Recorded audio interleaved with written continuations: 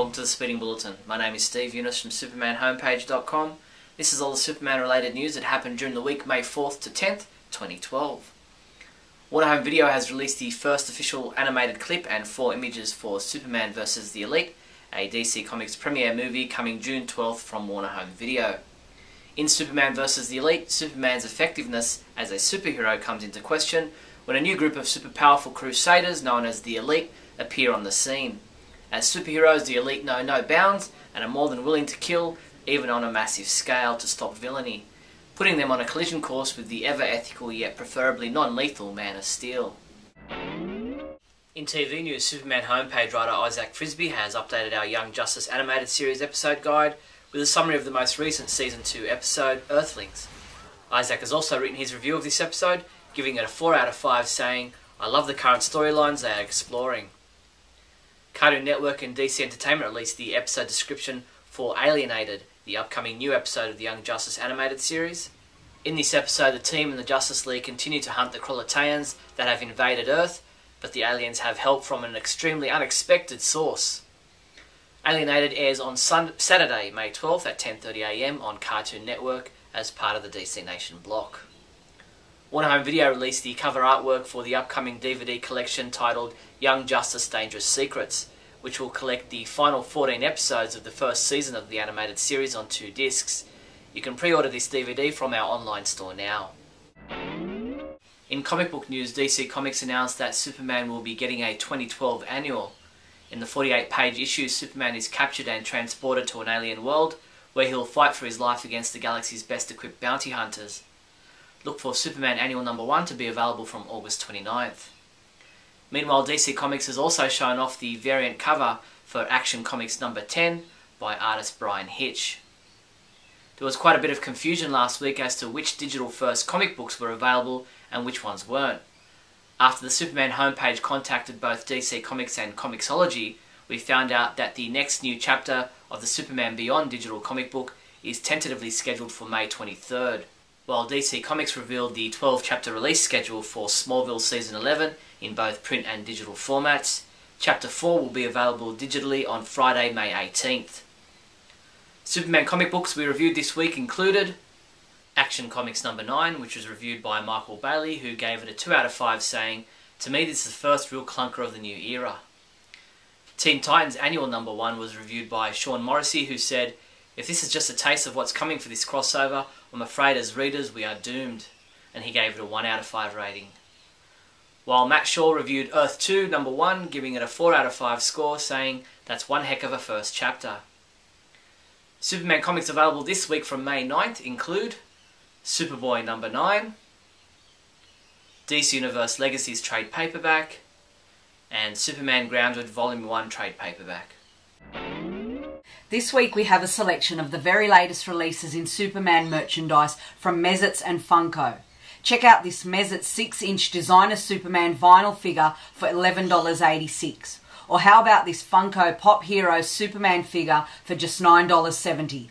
These items and more are available from your one-stop Superman shop, the Superman Homepage online store at supermanhomepage.com/shop.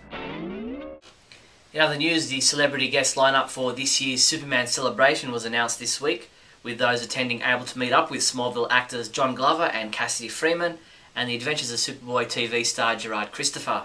The 34th annual Superman celebration takes place in Metropolis, Illinois across June 7th to 10th, with 4 days of entertainment, contests, activities, and fun for all adults and kids of all ages.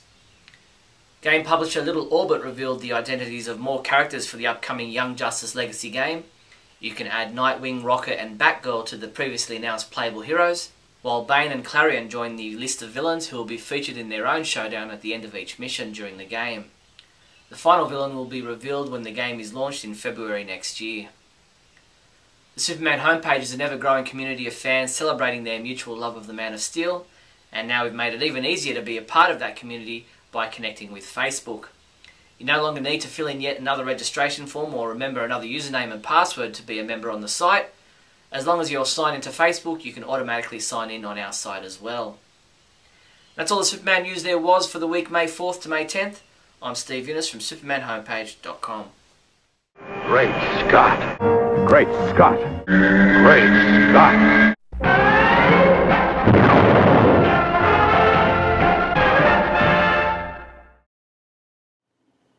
Hello everyone, welcome to Great Scott. I'm Scotty V. Thanks for watching. So, this past week was a huge week in comic book movie-dom. Lots of fans went out in droves, and I'm guessing by the numbers that the Avengers pulled in, that lots of people who weren't necessarily comic book fans or Avengers fans went to the movies to see it as well. Having pulled in over $207 million in just the Friday to Sunday grosses. The Avengers is a huge film. It's poised to maybe even take over the top-selling comic book movie of all time. Now, what I've been hearing from a lot of people is that if only the WB had gotten their behinds in gear and given us a Justice League movie before now, maybe DC would finally be on top at the box office. Now, the issue that I take with this is DC already has the #1 comic book movie of all time. Now, Avengers may surpass that, but it also has many, many heroes in it and huge battles in it.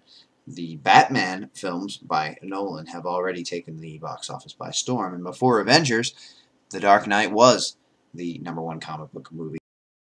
It was the #2 movie of all time. Now, that's a comic book movie, #2 movie of all time. Not a bad effort by DC. Now, I have made it clear many, many times that I'm not a fan of the Dark Knight films. I'm not a fan of the Nolan verse. I don't really feel that they're great comic book movies. A lot of people make a big deal about how they've changed the industry, about how they're the benchmark, about how they're heavy character dramas, and I just don't see it. I don't really see that much difference. One thing that I'm hearing about the Avengers is that it's light on plot and doesn't have much of a story. For me, the story is these heroes need to come together, they need to be inspirational, they need to inspire each other, and in so doing, they inspired me. I loved the film, and I think it was really the best comic book film probably that I've seen. And Marvel just does it right. I've said this before. Now, the issue with making a Justice League movie, could they do it out of the box and just make a Justice League movie, and would people go to see it? Probably. I mean, superhero movies are very, very popular.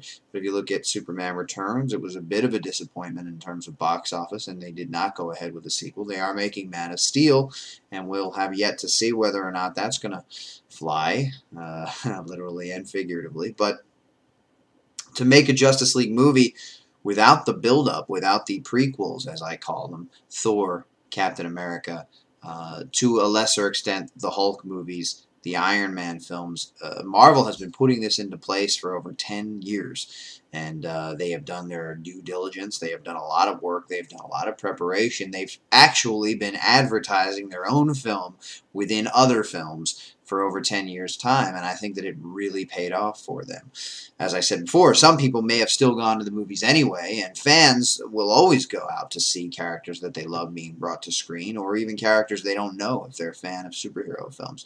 I've never been a big, giant Avengers guy, but having seen these other films, Thor, Captain America, as I mentioned, I like them enough to say, wow, this is really exciting, I got to go out and see it. And I think that's where DC has failed. And I think that as far as for the foreseeable future, the Dark Knight trilogy is ending with Nolan's thing, and he had always made it clear he never wanted to do a team-up film, and that his Batman exists in his own world without all of the over-the-top villain-type characters or other heroes.